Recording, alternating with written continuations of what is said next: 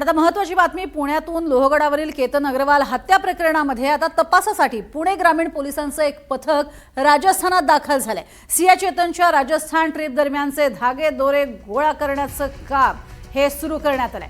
चेतन चौधरी हा मूळ राजस्थानचा आहे, त्यामुळे त्याच्या विरोधात काही पुरावे हे पोलिसांना मिळतात का याकडेही आता लक्ष लागलंय।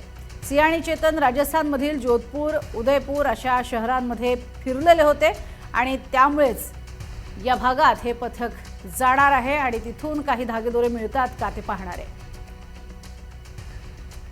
अधिक माहिती घेणार आहोत। अजिंक्य धायगुडे आमचे प्रतिनिधी आपल्या सोबत आहेत। अजिंक्य, कशा पद्धतीने तपासासाठी पुणे ग्रामीणचे पोलीस ही चक्र फिरवत आहेत? प्रज्ञा, केतन अग्रवाल हत्या प्रकरणात पुणे ग्रामीण पोलिसांचं जे पथक आहे ते राजस्थानला गेल्याची माहिती समजते आणि यापूर्वी सिया आणि चेतन जे आहेत ते राजस्थानमध्ये ट्रिपसाठी गेले होते अशी देखील माहिती आहे।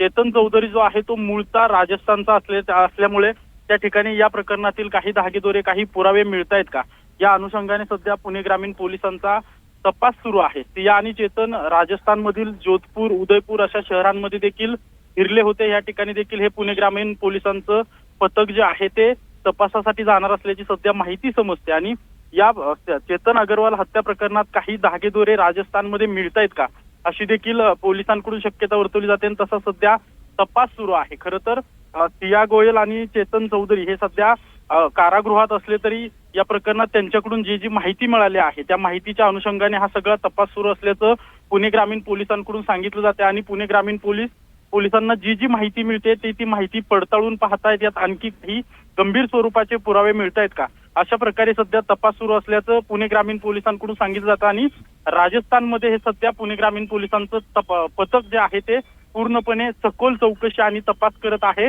चेतन चौधरीच्या गावात, मूळ गावी जे आहे त्या ठिकाणी देखील हे पथक जाणार आहे आणि त्या ठिकाणी चेतनच्या संपर्कातील लोकांची देखील चौकशी केली जाणार असल्याची सध्या माहिती समजते।